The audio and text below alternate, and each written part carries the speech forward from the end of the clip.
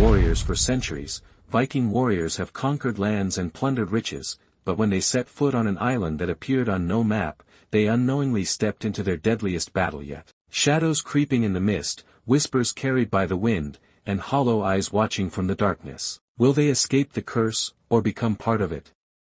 Chapter 1, The Island That Shouldn't Exist. Amidst thick fog, the longship Sea Wolves led its fleet toward an uncharted island. Gold gleamed in its abandoned halls, but the silence was more terrifying than any blade. When King Ragnar the Bloody touched the statue of a woman with pitch-black eyes, the wind whispered a name lost to time, and the shadows began to stir. Chapter 2, The Whispers in the Wind. As they sailed home, the warriors started hearing strange whispers echoing with the waves. The following night, one of them vanished, leaving only his frost-covered sword behind. Bjorn, the loyal warrior, sensed something was terribly wrong, especially when he saw a dark figure moving over the water, without a body to cast the shadow. Chapter 3, The Shadows in the Village of Wolves. Back in their village, celebrations began. But in the dimly lit halls, something moved, things that should have remained buried. That night, Commander Eric woke to find a woman with black eyes staring at him from the corner of his room, then disappearing into smoke. There were no footprints, but the icy chill in the air was real. Chapter 4,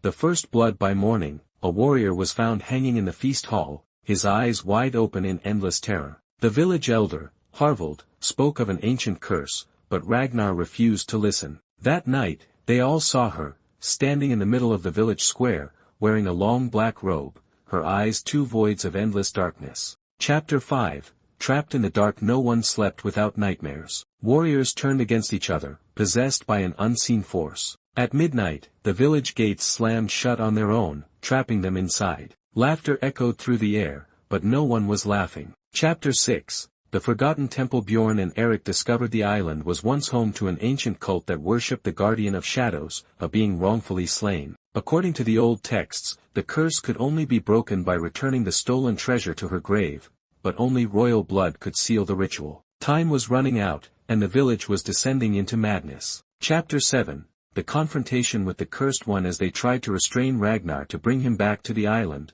he had lost his mind completely, laughing and muttering names unknown to them. The woman appeared in every corner of their hall, and the wooden walls began to bleed black as if rejecting their escape. One by one, the warriors fell. Chapter 8, Return to the Hell. They unleashed. The sea was not as they left it. The waves were frozen solid, and the sky was void of stars. As they neared the island, the ancient throne hall flickered with eerie green flames, and the laughter of a woman rang through the wind. They were about to face the truth they had long denied. Chapter 9, The Final Sacrifice. Inside her temple, she stood waiting. Return what was stolen, or join me. Eric hesitated, but Bjorn had no choice. With his sword, he ended Ragnar's life. The flames died out, and the statue began to crumble. The screaming filled the air as they ran for their lives, escaping just before the temple collapsed. Chapter 10, Is It Truly Over? The survivors returned to their village, but it was no longer the same. The homes were empty, and the laughter had vanished. That night, when Eric looked into his reflection, he didn't see himself. He saw a woman with black eyes smiling back at him as if waiting for the right moment.